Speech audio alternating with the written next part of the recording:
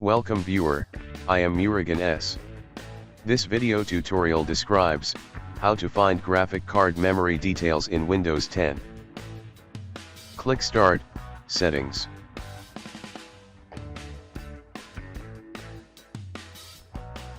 Click System. Click Display.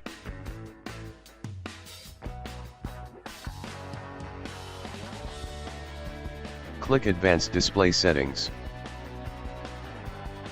Click Display Adapter Properties. Total available graphics memory, dedicated video memory, system video memory and shared system memory details are displayed.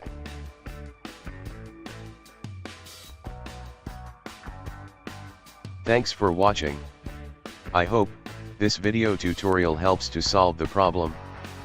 Please like, share and don't forget to subscribe my channel. See you next video.